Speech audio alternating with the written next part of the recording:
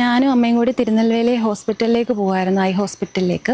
അപ്പം ഞാൻ കൊട്ടാരക്കരയിൽ നിന്നായിരുന്നു കയറിയത്. അപ്പോൾ കയറിയപ്പോൾ എഞ്ചിൻ കഴിഞ്ഞിട്ട് രണ്ടാമത്തെ ബോഗിയിലായിരുന്നു കയറിയത്.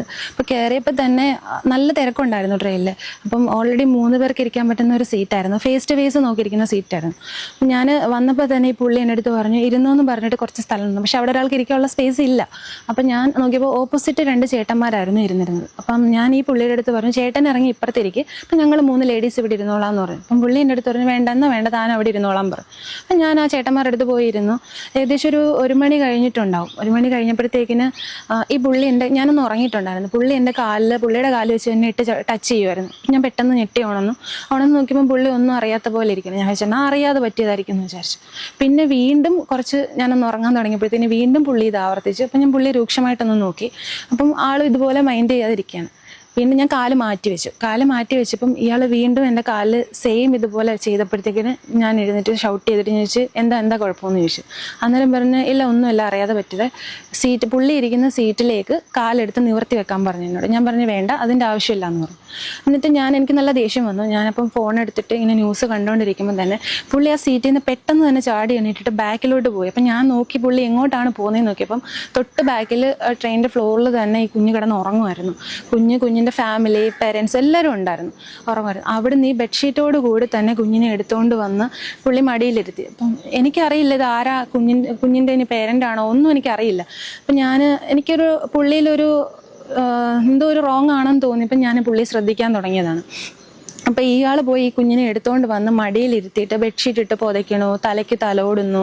അതായത് ഒരു അച്ഛൻ മകളെ നോക്കുന്ന പോലെ ആ ഒരു രീതിയിൽ ചെയ്യുന്നുണ്ട്. ആർക്കും ആദ്യം ഒരു സംശയം തോന്നില്ല അത്. അപ്പം ഞാൻ വിചാരിച്ചു ഇനി അയാളുടെ കുഞ്ഞായിരിക്കുമോ എന്ന് വിചാരിച്ചിട്ട് ഞാൻ അടുത്തിരുന്ന ഒരു തമിഴനായിരുന്നു. പുള്ളി എന്നെക്കാട്ടി മുന്നേ കയറിയതാണ് അതിൽ. അപ്പം ഞാൻ പുള്ളിയോട് തട്ടി ഉണർത്തിട്ട് ഞാൻ ചോദിച്ചു ചേട്ടാ അത് അയാളുടെ കുട്ടി തന്നെയാണോ, അറിയാമോ? അപ്പം എന്നോട് പറഞ്ഞു അല്ല അത് അയാളുടെ കുട്ടിയല്ല. ഞാൻ ചോദിച്ചു ഇനി അവരുടെ റിലേറ്റീവ് ആണോ എന്നും പറഞ്ഞു. അല്ല, അവർ നേരത്തെ ഉണ്ടായിരുന്നു ഈ ട്രെയിനിൽ, പുള്ളി കൊല്ലത്തു നിന്നാണ് കയറിയെന്ന് പറഞ്ഞു. ഞാൻ പറഞ്ഞു പക്ഷേ കുഞ്ഞിനോട് കാണിക്കുന്ന ഒരു ആറ്റിറ്റ്യൂഡ് ശരിയാവുമെന്ന് എനിക്ക് തോന്നുന്നില്ല എന്ന് പറഞ്ഞു. അപ്പോൾ പുള്ളി ഇങ്ങനെ ജസ്റ്റ് ഇങ്ങനെ എൻ്റെ അടുത്ത് ഇങ്ങനെ തല കുലുക്കിയിട്ട് പുള്ളി ഇങ്ങനെ നോക്കിയിട്ട് പുള്ളി അനങ്ങാതെ ഇരിക്കുക. അപ്പം ഞാൻ ശ്രദ്ധിക്കുന്നുണ്ടെന്ന് ഈ പ്രതിക്ക് മനസ്സിലായി. അപ്പം ഞാൻ നോക്കുമ്പോഴത്തേക്കിന് പുള്ളി ഒന്നും അറിയാത്ത രീതിയിൽ കുഞ്ഞിനെ ഇങ്ങനെ തലയ്ക്കൊക്കെ തലോടിക്കൊണ്ടിരിക്കുക. അപ്പം ഞാൻ വിചാരിച്ചു ഞാൻ ശ്രദ്ധിക്കുന്നതുകൊണ്ടാവും പുള്ളി അത് ചെയ്യാത്തതെന്ന് വിചാരിച്ചിട്ട് ഞാൻ മൊബൈലിൽ വീഡിയോ എടുത്തുകൊണ്ടിരിക്കുകയാണ്. കാരണം ഞാൻ ഫോണിൽ കൂടെയാണ് ഇത് കണ്ടുകൊണ്ടിരിക്കുന്നത്. അപ്പം ഞാൻ നോക്കിയപ്പോഴത്തേക്കിന് ഈ ബെഡ്ഷീറ്റിനകത്തൂടെ വലത് കൈ അകത്ത് വെച്ചിട്ട് ലെഫ്റ്റ് ഹാൻഡ് കൊണ്ട് ഷോൾഡറിലേക്ക് ഈ ബെഡ്ഷീറ്റ് മറച്ചു. ഈ വലത് കൈ കുട്ടിയുടെ ശരീരത്തിരിക്കുകയായിരുന്നു. അപ്പോൾ കുഞ്ഞൊരു ചെറിയൊരു ടീഷർട്ടും ഒരു ഷോർട്സും ആയിരുന്നു ഇട്ടിരുന്നത്. അപ്പം ഞാൻ വിചാരിച്ചു പുള്ളി എന്താ ചെയ്യുന്നത് എന്ന്. കാരണം ഞാൻ വീഡിയോ എടുക്കാതിരുന്നു കഴിഞ്ഞാൽ നാളെ ഞാനായിരിക്കും തെറ്റുകാരിയാവാം. ഞാൻ വെറുതെ പറഞ്ഞു ഒരു നിരപരാധി ഇതാക്കിയെന്ന് പറഞ്ഞു, അതുകൊണ്ടാണ് ഞാൻ വീഡിയോ എടുത്തത്.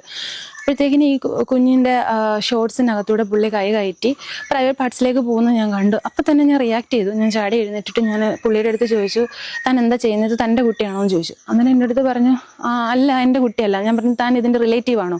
അപ്പോൾ പറഞ്ഞു ആണെന്ന് പറഞ്ഞു. അപ്പം ഞാൻ പറഞ്ഞു താൻ റിലേറ്റീവ് ആണോ എന്ന് ചോദിച്ചു. അപ്പോൾ എൻ്റെ സൗണ്ട് കേട്ടിട്ട് എല്ലാവരും ഓണെന്ന്, ഞാൻ നല്ല ഉച്ചത്തിലായിരുന്നു സംസാരിച്ചത്. അപ്പോൾ എല്ലാവരും ഓണെന്ന് വന്നിട്ട് അപ്പോൾ ഈ കുഞ്ഞിൻ്റെ പേരൻസ് ഇങ്ങോട്ട് വന്നു. അപ്പം ഞാൻ ചോദിച്ചു ഇത് നിങ്ങളുടെ റിലേറ്റീവ് ആണോ ഈ പുള്ളി? അപ്പോൾ പറഞ്ഞു അല്ല ഞങ്ങൾക്ക് അറിയില്ല.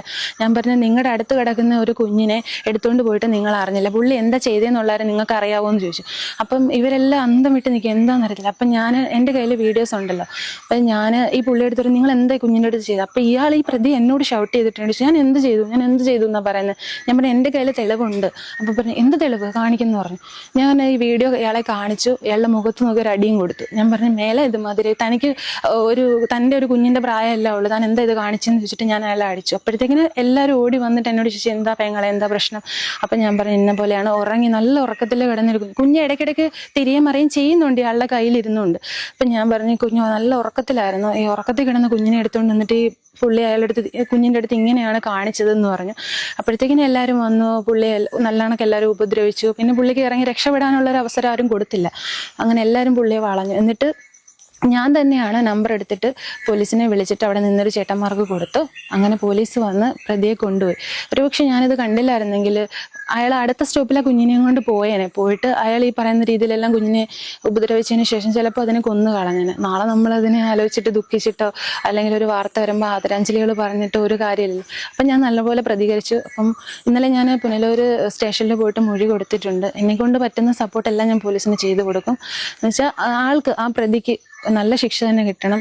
ഇനി എനിക്ക് പറയാനുള്ളതെന്ന് വെച്ചാൽ എല്ലാവരും പ്രതികരിക്കുക. ഇങ്ങനെയുള്ള കാര്യങ്ങൾ കണ്ടിട്ട് ഓൾറെഡി എനിക്ക് വിഷമമായി എന്താണെന്ന് വെച്ചാൽ എൻ്റെ അടുത്തിരുന്ന് ആ ചേട്ടൻ്റെ അടുത്ത് പറഞ്ഞിട്ട് പുള്ളി അത് കണ്ടിട്ട് പോലും ആള് ശ്രദ്ധിക്കാതെ ആൾക്കതിൽ ഇടപെടേണ്ട ആവശ്യമില്ല എന്നുള്ള രീതിയിൽ ഇരിക്കുകയായിരുന്നു. പക്ഷെ എനിക്കതിന് കഴിഞ്ഞില്ല, ഞാൻ ഇടപെട്ടു. അതുകൊണ്ട് ഇന്ന് പ്രതി റിമാൻഡിലാണ്. അപ്പം മാക്സിമം ശിക്ഷ അയാൾക്ക് കിട്ടണം എന്ന് തന്നെയാണ് എൻ്റെ ആഗ്രഹം. കാരണം നാളെ ഒരാൾക്കും, ഒരു കുഞ്ഞിന് അവസ്ഥ വരരുത്, ഒരു സ്ത്രീക്ക്, ഒരു പുരുഷനും ഒന്നും ഒരാൾക്കും ഈ ഒരു അവസ്ഥ വരാതെ നല്ല രീതിയിൽ പോകാൻ വേണ്ടിയിട്ട് എല്ലാവരും പ്രതികരിക്കും.